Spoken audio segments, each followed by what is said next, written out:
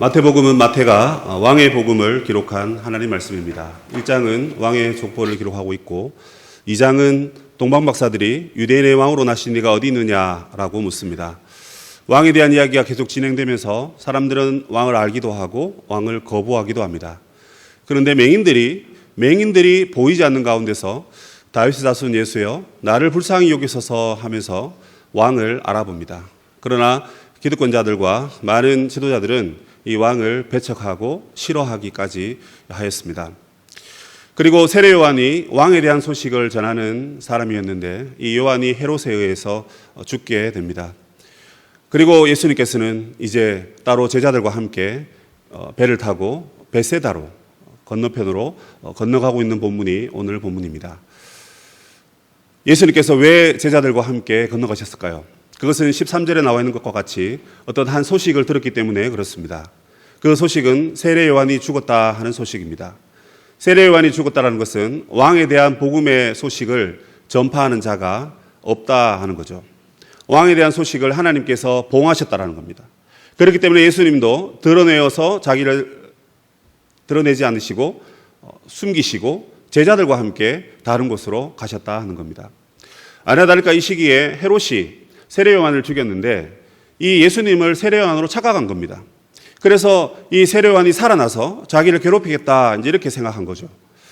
그런 찰나에 예수님께서는 이제 두 가지 이유로 숨으신 겁니다. 하나는 이제 이 지도자들이 자기를 핍박할 것 같으니까 지혜롭게 숨기신 것이고, 또 하나는 무엇이냐면 왕의 소식이 봉해졌기 때문에 이제는 자신과 함께 있는 제자들에게 메시아가 바로 자신인 것을 알리시기 위해서 따로 숨기셨다 하는 것입니다. 그러므로 마태복음은 이제 14장 이후로부터는, 오늘 13절 이후로부터는 제자들에게 집중하십니다.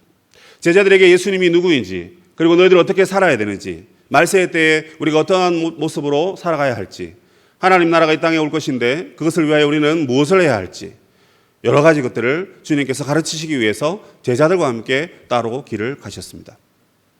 그 가운데 나타난 이 오병이어 사건, 이 사건은 어떤 면에서 보면 예수님께서 제자들에게 집중하시면서 가장 먼저 중요하게 보이신 하늘의 표적이다 하는 것입니다. 우리가 어릴 때부터 이 오병이어 말씀을 참 많이 들었는데요. 이 오병이어의 말씀을 가지고 오늘 하나님 우리에게 무엇을 요구하시는지 하나님의 음성을 들으시는 저희 모두가 되기를 간절히 소망합니다. 주님과 제자들은 따로 빈들에 들어가셨습니다. 그런데 많은 무리들이 걸어서 여러 고을로부터 찾아왔다고 했습니다. 마지막 절에 보시면 오병이어 사건 이후에 남자들만 5,000명이나 되더라 그렇게 되어 있습니다. 거기 보면 엄청나게 많은 숫자다 이런 느낌으로 기록하고 있습니다. 남자만 5,000명입니다. 아내와 아이들과 어른들을 포함하면 적어도 2만 명에 되는 사람들이 모여왔다라고 볼 수 있습니다. 이 2만 명 정도 되는 사람들이 막 몰려온 거예요. 왜 몰려왔겠습니까? 그들이 로마의 압제에서 살고 있었습니다. 먹을 것이 없었습니다. 소망이 없고 어떻게 살아야 될지, 미래가 불투명한 가운데 뭔가 우리에게 희망을 줄 만한 사람이 나타났기 때문에 그들은 빠른 걸음으로 주님께 다가간 것입니다. 얼마나 많은 무리들이 다가왔습니까? 본문에 보니까 큰 무리들이 모여왔다 이렇게 되어 있습니다. 무리라는 헬라어 자체도 엄청나게 많은 사람, 헤아릴 수 없을 정도로 많은 사람이라는 뜻입니다. 그런데 거기에 형용사가 하나 더 붙는데 큰이란 말을 하고 있습니다. 이 말은 정말 우리가 한눈에 쫙 봐도 너무너무 많아서 정말 헤아릴 수 없는, 어떻게 내가 살면서 이렇게 많은 사람들이 한꺼번에 이렇게 많이 모인 적이 있었는가 할 정도로 많은 무리들이 모여왔다는 것입니다. 고대 근동학자들의 자료에 의하면 그 당시에 도시들이 크지 않았습니다. 서울의 인구가 1,000만 명이라고 하죠. 그러나 지방에 가보면 여러분 작은 도시는 불과 10만 명 되지 않습니다. 10분의 1도 안 되죠. 그런데 여러분 이 도시에, 이 시대에 얼마나 많은 사람들이 도시에 밀집해 있었겠습니까? 작은 도시는 몇천 명, 많아봤자 5만 명이 넘지 않습니다. 그런데 여러분 여기 2만 명이나 정도 되는 사람들이 우르르 몰려왔다는 것은 실로 예수님의 인기가 얼마나 대단했던가 하는 것을 우리가 미루어 짐작할 수가 있는 것입니다. 거기에 모인 사람들은 한마디로 병자들이었다라고 본문이 말하고 있습니다. 그래서 예수님께서는 그들의 많은 병을 고쳐주셨습니다. 그런데 이 병자라는 이 헬라어 단어는 우리가 눈에 보이는 어떤 질병만을 얘기하는 게 아니었습니다. 이것은 마음의 괴로움, 마음의 근심을 갖고 있는 그 뜻을 가리키고 있습니다. 결국 여러분, 우리가 육체적인 질병을 얻게 되면 마음의 근심이 생깁니다. 몸이 나빠지면 마음도 나빠지는 거죠. 마음도 힘들어지는 겁니다. 그런데 특별히 여기에 모인 이 환자들은 이 번역을 좀 다르게 한다면 마음의 괴로움을 갖고 있는 사람들이 모였다 하는 것입니다. 주님께서 그 마음을 하나님 말씀으로 해결해 주시고 또 그들의 육체적인 필요도 채워주시기 위해서 그들은 주님께 찾아갔고 주님은 그들을 불쌍히 여기신 것입니다. 마음이 평안이 없는 자들에게 주님이 하늘의 평화를 주시기 위해서 그들을 어루만지시고 그들을 달래어 주신 것이죠. 그런데 여러분, 그 주님의 마음이 그들을 향하여 불쌍했다 그렇게 되어 있죠. 애끓는 마음을 갖고 있는 것입니다. 생전 처음 보는 사람입니다. 오늘 만난 사람이고 잘 알지도 못한 사람입니다. 어디에 사는지도 알지 못해요. 그러나 주님은 그들의 마음을 헤아리시고자 애끓는 마음으로 마치 탕자가 자기의 아들이 집을 나가고 난 뒤에 이 녀석이 언제 돌아올까 하루 이틀 동구밖에 나가보고 그래서 언제 올까 멀리 쳐다보는 또 오고 가는 상인들에게 혹시 이렇게 생긴 아들 본 적 없어? 라고 물어보는 그런 간절한 소망, 그런 어떤 타는 심정으로 그 병자들을 치료하고 계시는 것입니다. 그런데 여러분, 이 시간이 얼마나 지났을까요? 그 다음 절에 보시면 여러분 저녁이 되매 이렇게 되어 있습니다. 예수님께서 너무나 간절한 사랑과 심령으로 병자들을 어루만지셨습니다. 그래서 시간이 가는 줄도 모르는 거예요. 저녁이 되매 제자들이 예수님께 다가갔습니다. 저녁 시간이 딱 되니까 예수님 지금 6시입니다. 밥 먹어야 됩니다. 이 얘기가 아닙니다. 이미 저녁 시간이 지났습니다. 지나고 난 뒤에 아이고 예수님이 시간이 이렇게 많이 지났는데 배가 이렇게 고픈데 왜 이렇게 계속해서 사역을 하시지? 밥이나 좀 먹고 했으면 좋겠다. 그런 마음을 갖고 있는 그 시간이 흐른 것입니다. 6시가 저녁 시간이라면 7시, 8시 훨씬 저녁 시간이 지난 시간입니다. 그 지난 시간에 제자들이 주님께 다가갑니다. 주님께 다가가서 뭐라고 말합니까? 주님, 여기는 빈들입니다. 또 날도 저물었습니다. 그리고 사람 너무 많네요. 이 사람들에게 먹을 것을 사 먹게 하도록 마을로 돌려보내면 어떻겠습니까? 제자들이 이렇게 이야기합니다. 너무나 합리적인 제안이죠. 시간도 지났습니다. 밥때가 지난 거예요. 사람들은 너무나 많습니다. 뭐 어떻게 먹일 수 있는 방법이 없죠. 또 여기는 아무것도 없습니다. 시장이 있는 것도 아니고 상인이 지나간 것도 아니고 그야말로 2만 명이나 군집해 있는 그냥 빈들입니다. 이 세 가지를 생각해 본다면 당연히 제자들의 말이 옳습니다. 젊은 제자들의 생각이 매우 합리적이고 이성적이고 똑똑합니다. 지혜롭습니다. 그래서 그 말대로 그렇게 하자라고 하는 것이 옳아 보입니다. 그런데 예수님께서는 그렇게 하지 않죠. 뭐라 그러십니까? 그들이 떠날 필요가 없다 그렇게 말씀하십니다. 갈 것 없다라는 거죠. 갈 것 없다. 그들 왜 돌려보려고 하느냐? 이렇게 2만 명이 모인 것도 참 대단한 일이고 또 내가 만나야 될 환자들이 너무나 많고 또 그들은 생각해 보아라. 지금 시간이 지났는데 저들에게도 먹을 양식이 있었다면 밥 먹고 하자고 얘기했겠지. 먹을 양식도 없는 그야말로 천민들이지 않느냐. 그렇기 때문에 돌려보낼 필요가 없고 돌려보낼 이유도 없다.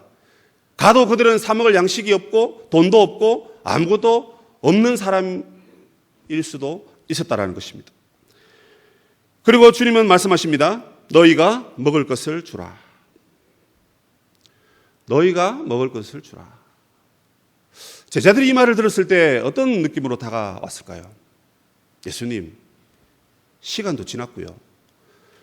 훑어봐도 꼬르륵 꼬르륵 소리만 나지 양식 갖고 있는 사람은 보이지 않고 양식을 파는 것도 보이지 않고 우리에게도 가진 것이 없습니다. 그런데 어떻게 이 사람들에게 너희가 먹을 것을 주라고 말씀하시다니. 예수님, 오랜 시간 동안 집례하시고 환자들을 돌보시다 보니까 뭔가 좀 정신이 나가신 거 아닌가요?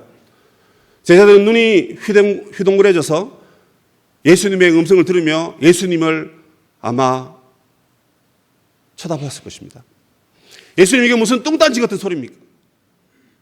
아무것도 없는데 어떻게 그들에게 먹을 것을 줄 수가 있습니까? 그야말로 이 제자들은 지금 예수님으로부터 불가능한 임무를 받았습니다.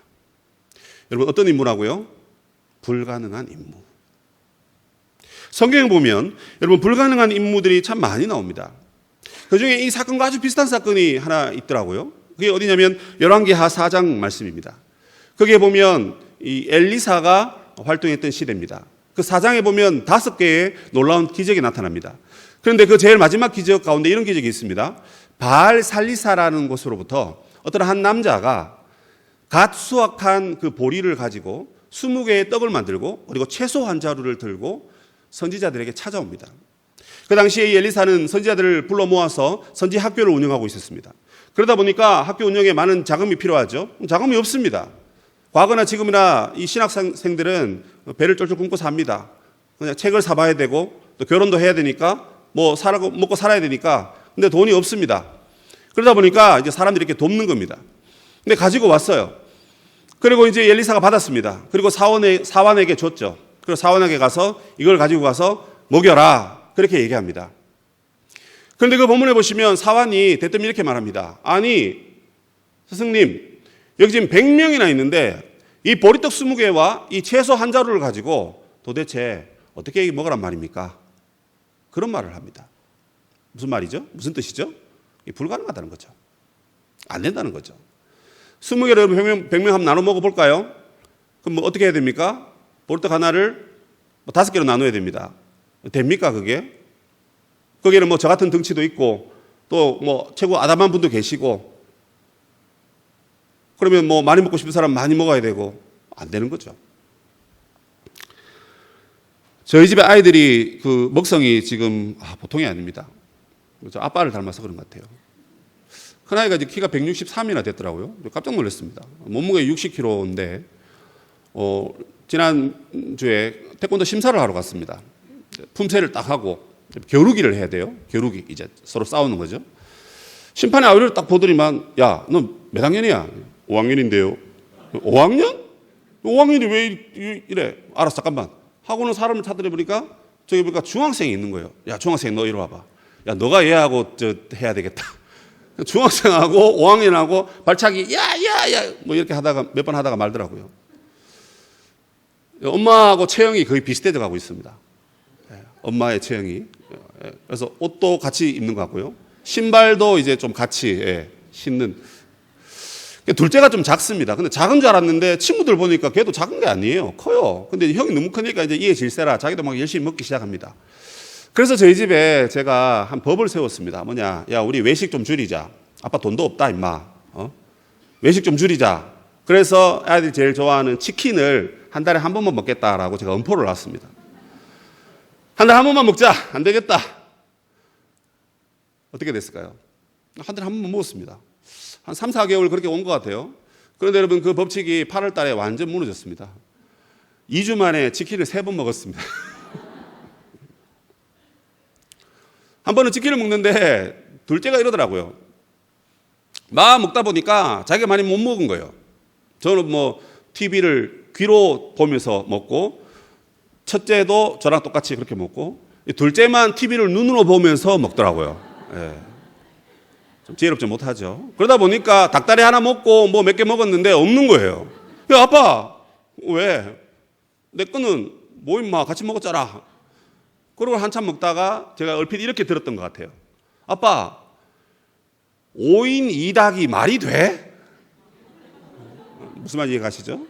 5명이 2마리 가지고 그게 말이 돼? 그게 아빠 말이 안 되죠, 그죠? 5명이 어떻게 닭 2마리로 먹습니까? 말이 안 됩니다. 근데 그 5명도 사실은 우리 막둥이 미나 그 집사람은 이슬만 먹고 살아서 잘 안 먹습니다.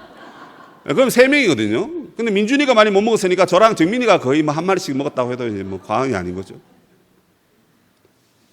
5인 2닭이 말이 돼? 이 친구한테는 이게 불가능한 미션이었던 겁니다. 아빠, 요즘 1인 1닭 시대야.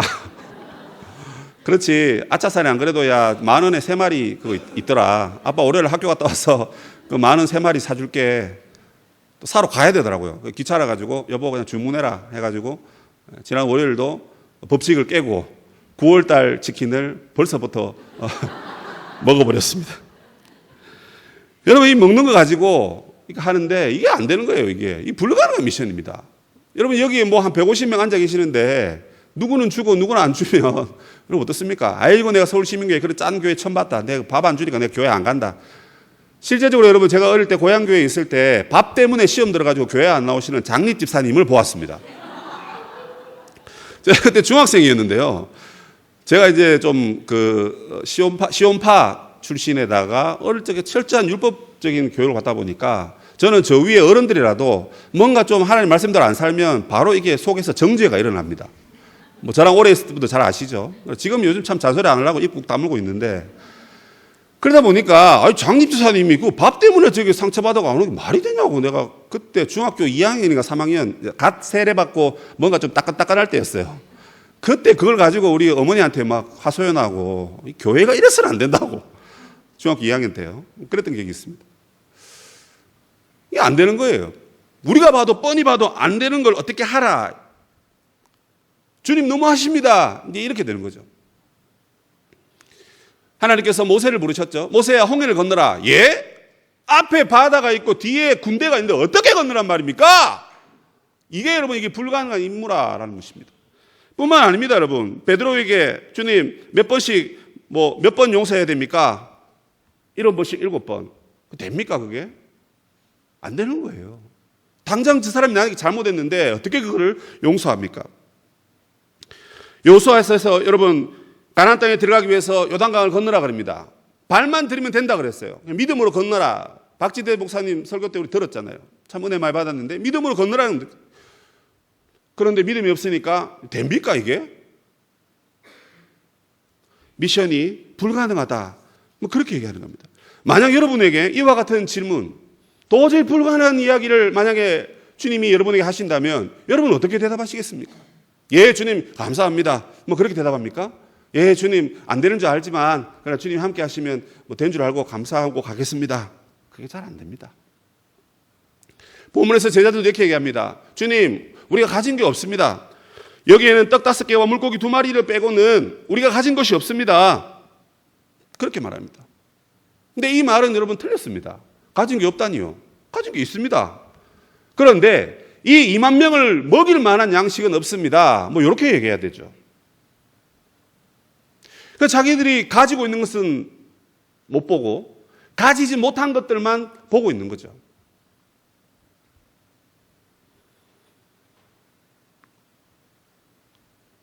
열왕기하 4장에도 아까 말했죠. 사환이 이렇게 말합니다. 아니 어찌 이 100명이나 되는 사람에게 보리떡 20개와 채소 한 자루를 가지고 줄 수 있습니까? 안 되지 않습니까? 부정적으로 우리가 대답한다는 것입니다. 모세야 너가 가서 이스라엘을 이끌고 약속의 땅으로 가라.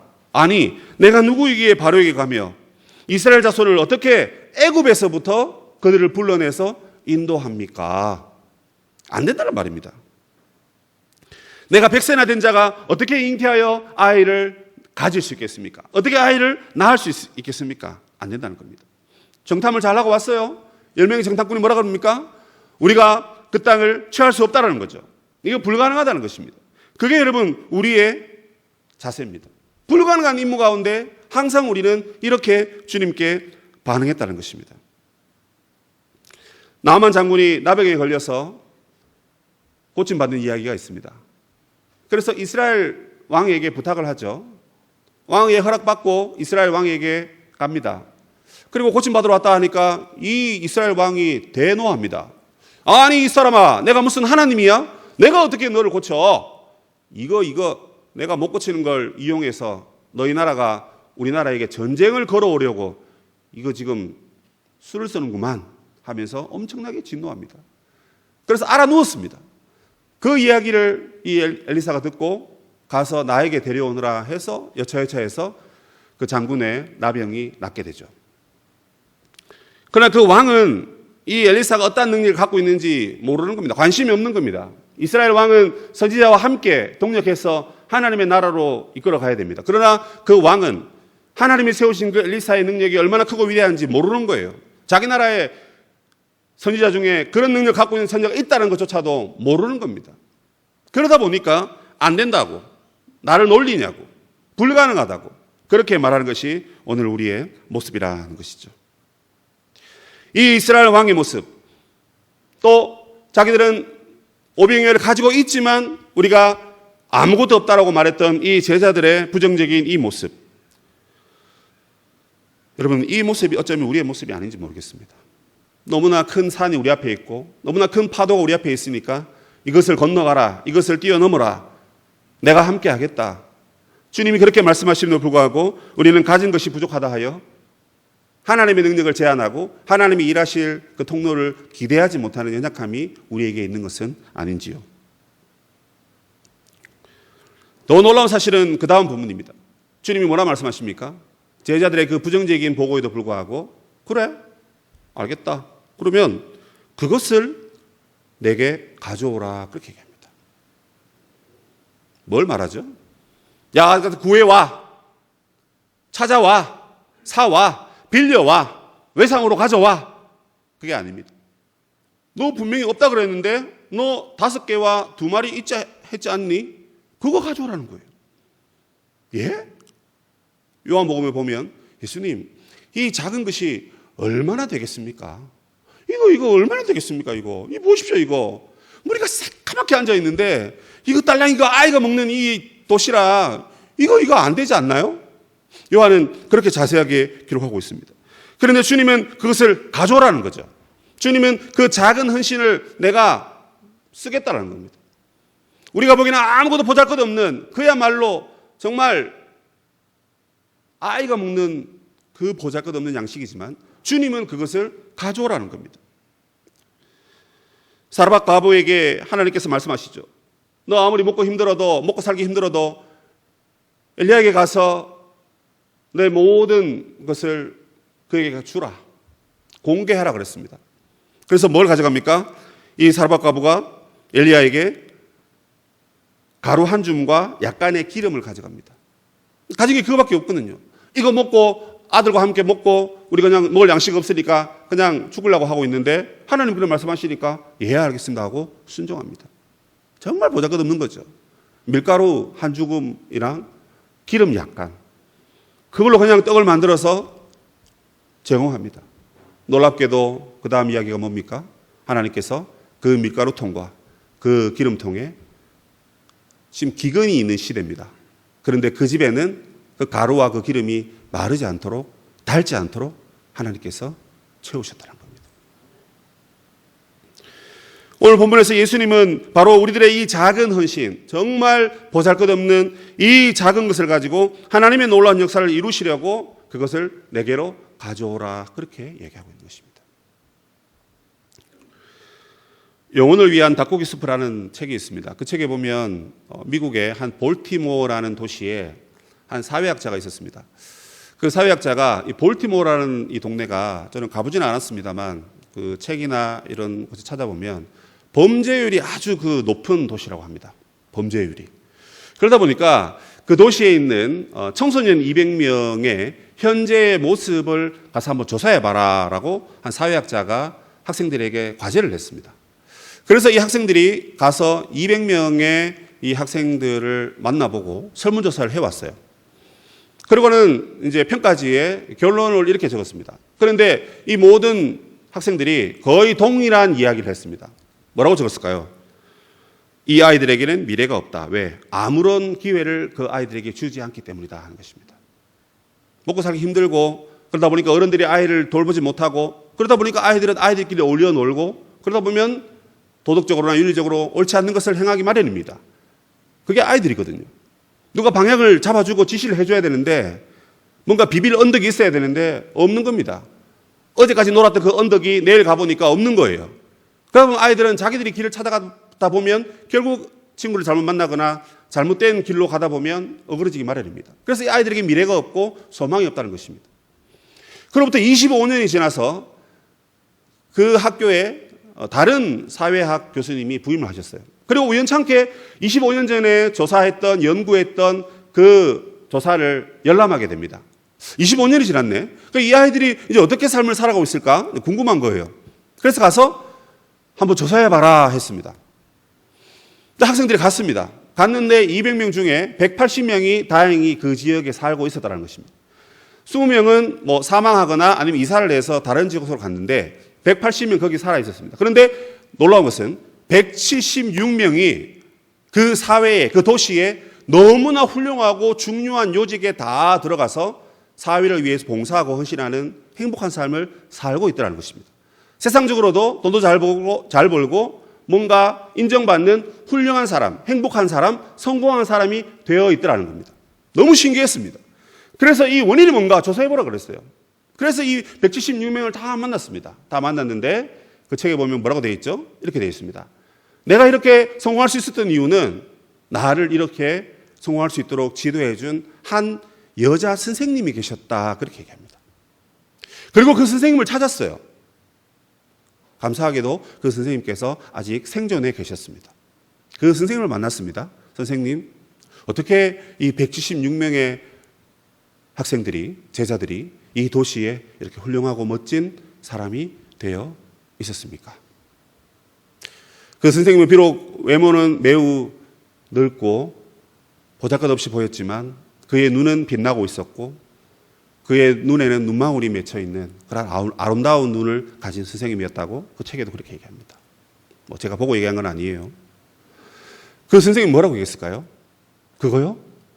너무 쉽고 간단한 거였어요. 제가 한 것은 그 아이들을 사랑한 것밖에 없어요. 이렇게 얘기했다고 합니다. 사랑. 누군가는 이 얘기를 반론할 분도 계실 겁니다. 내가 살아보니까 사랑이라는 게 제일 힘들더라. 누군가에게는 그렇겠죠. 가정법원에 가서 도장 찍고 이혼하려고 하는 사람에게는 그 사랑이라는 것이 아마 제일 힘들었다. 그렇게 말할 수 있을 것입니다.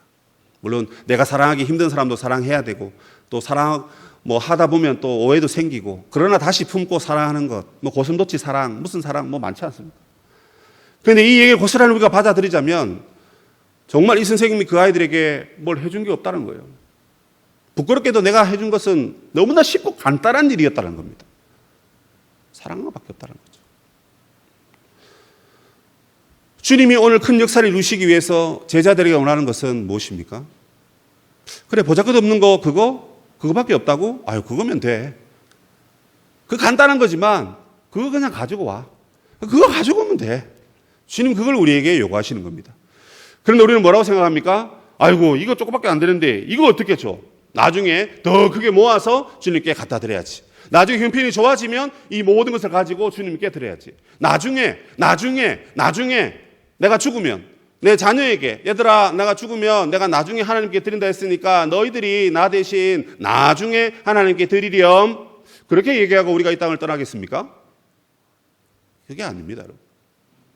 주님은 우리가 갖춰지지 않아도, 우리가 모아지지 않아도, 우리가 가지고 있는 것이 없어도 정말 작은 것이라도 지금 주님이 우리에게 요구하실 때 그것을 이 간단한 것을 우리에게 요구하시네. 부담도 없다, 야.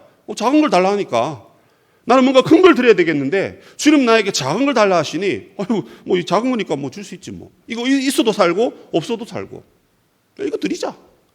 그리고 그것을 드린다면 주님은 그 작은 것을 가지고 엄청난 역사를 이루어 가실 것입니다.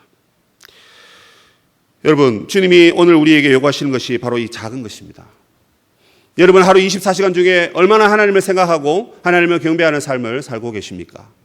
큰 것을 드려야 됩니까? 목회자인 저도 24시간 전체 하나님 앞에 다 드릴 수 없습니다. 제 개인적인 일도 해야 되고요. 제가 집에서 아이들도 봐야 되고요. 뭐 아이들 씻기기도 하고, 뭐 자주 하는 건 아니지만 뭐 여러 가지 많습니다. 어떻게 여러분 우리가 뭐 하나님 앞에 늘 뭐 그런 것들은 영화사에 계시는 우리 스님들께서 더 잘하시겠죠. 하루 앉아가 눈 감고 뭐 주무시는지 모르겠지만 돌을 닦고 계시니. 그러나 여러분, 우리의 삶은 전체를 드릴 수 없는 게 사실이지 않습니까? 그러나 여러분은 작은 것을 드릴 수 있습니다. 우리의 작은 노력을 드릴 수 있고요. 우리의 작은 삶을 드릴 수 있습니다. 우리의 작은 물질도 드릴 수 있습니다. 드릴 수 있습니다. 왜?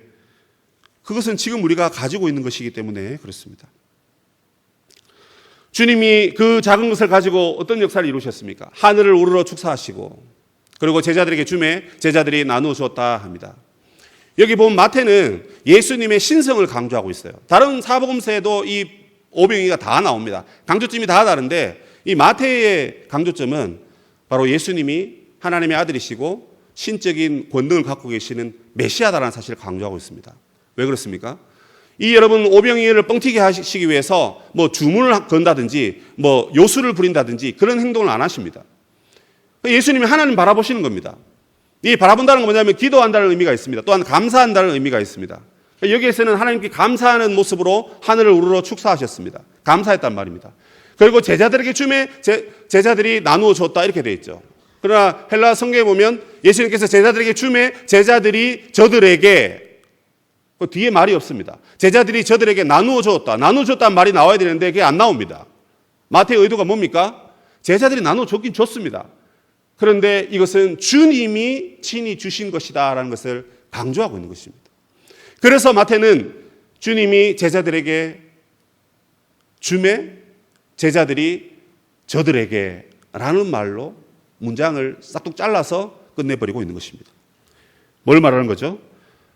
비록 작은 헌신을 하나님께 드렸지만 그 작은 것을 가지고 주님은 놀랍게도 크고 넓게 만드셔서 하나님 기뻐하시는 일을 감당했다 하는 것입니다. 그리고 남은 조각을 거두라 합니다. 이 남은 조각이 하니까 이게 부스러기, 먹고 남은 찌끄러기, 먹다가 흐른 부스러기를 생각하는데 그게 아닙니다. 떼 주기 위해서 나누어 주었던 큰 덩어리를 말하는 겁니다. 이 큰 덩어리를 12바구니에 가득 채웠고 그 12바구니는 제자들이 하나씩 다 들고 있었던 바구니입니다. 제자들은 계산만 했죠. 제자들은 줄 생각도 없었고 이거밖에 없는데 어떻게 줍니까? 사실 예수님이 가져가신 거지, 가져오라 가져가신 거지 이거라도 있는데 이거라도 쓰겠습니까? 라고 드린 적이 없습니다. 아무것도 없는 제자들의 손에 주님은 12개나 남게 하시고 풍족하게 남게 하시고 그것을 한 사람 한 사람의 눈으로 다 보게 하셨습니다. 바로 내가 하나님의 아들이신 메시아다라는 거죠. 나는 저들에게 질병을 고쳐주는 그런 자만이 아니라 그들의 육적인 양식도 공급해주는 메시아다라는 것입니다. 제자들에게 사명을 가르쳐주는 것입니다. 너희들의 사명이 뭐냐? 너희들이 하나님의 능력으로 귀신을 쫓아내고 복음을 전하고 하나님의 말씀을 가르쳐서 하나님께 헌신하는 것 외에 저들에게 양식을 주는 것이 제자들의 삶이라는 것입니다. 오늘날 우리가 제자라고 하면 여러분 섬기기 위해서 부름받은 자들입니다. 교회 직분자들이 뭡니까? 그게 감투입니까 여러분? 나는 누구누구인데 나는 무슨 직분인데 부끄러울 줄 알아야 되는 거죠. 그 직분인데 우리가 섬기지 않는다면 얼마나 부끄럽겠습니까? 그게 여러분 섬기는 자리인 것입니다. 사람들에게 영적인 양식을 공급해주고 사람들에게 필요한 육의 양식을 공급해주는 것. 그게 여러분 제자들의 삶을 본받는 오늘날 교회의 직분자인 것이죠. 주님은 지금 제자들에게 그것을 가르쳐주고 있는 것입니다. 그런데 우리가 주려고 하니 가진 게 없습니다. 그럼 주님 우리에게 뭘 말씀하십니까? 너가 가지고 있는 것을 내게 가져오라는 것입니다. 너가 가지고 있는 것이 이거밖에 없다면 이걸 가져오라는 거죠. 그러면 주님이 그것을 가지고 놀라운 역사를 이루겠다 하시는 것이 오늘 주님의 약속인 것입니다. 제자들은 이것이 불가능하다고 했습니다. 이거 주님 불가능한 임무입니다. 이거 어떻게 합니까? 그런 얘기 이제 하지 말라는 거죠. 작은 것을 드리면 주님이 크게 하시는 것이 주님의 역사인 것입니다. 성도 여러분, 우리가 주보를 가만히 보면 우리 9월 달에 두 가지 큰 사역이 있는 것을 알게 됩니다. 첫 번째는 미얀마의 아버지의 집을 건립하는 일입니다. 그것을 위해서 우리 교회는 지지난주에 헌금을 했습니다. 그리고 계속해서 작정과 헌금을 받고 있습니다.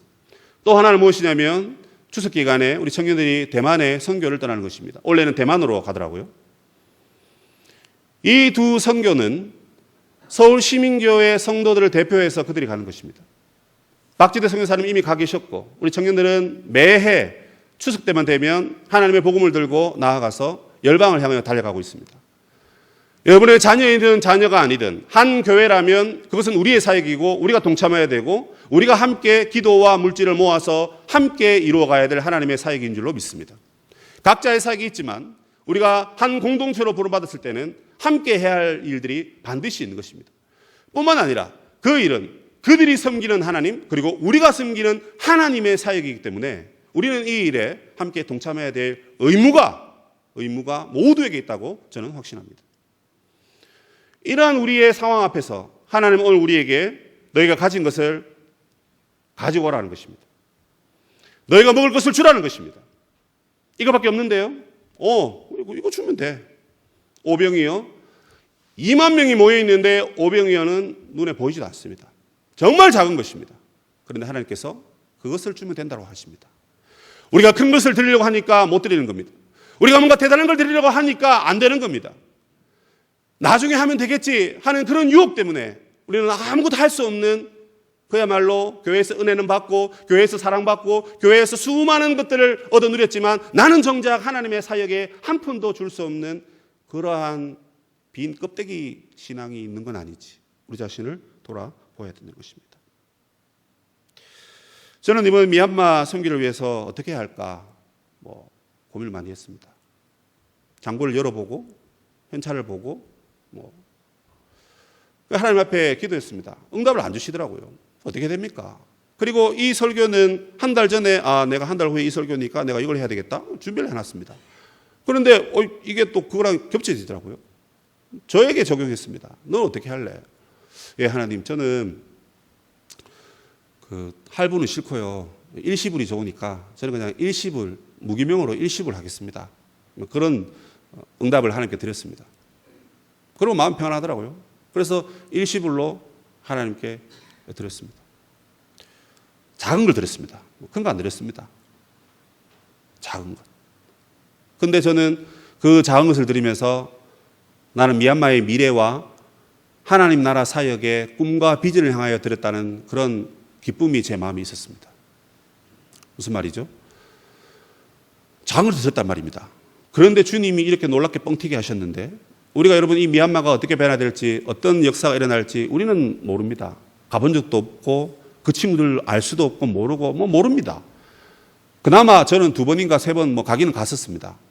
벌써 그것도 5년이 지난 일이라서 많이 잊어버렸습니다만 그 양군 지역에 그 센터가 건립되고 거기에 모여들 청년들을 생각해 보았습니다. 누군지 모릅니다. 그런데 5년 후 10년 후 여러분 그들이 하나님을 외치고 찬양하고 말씀으로 은혜 받아서 앞으로 10수년 후에 그 친구들이 우리나라에 와서 대한민국에서 이 무너져가는 교회를 위하여 복음을 외치고 선교를 외치고 하나님 나라를 세운다는 그걸 한번 상상해 보았습니다.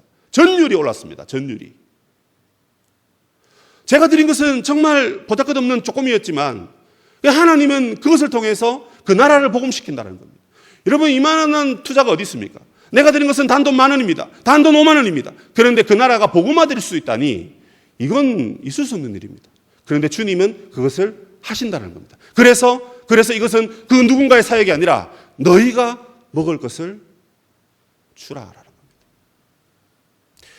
제가 담임 목사도 아닌 주제에 이 말을 여러분에게 목소리 높여서 외칠 수 있는 게 뭐겠습니까?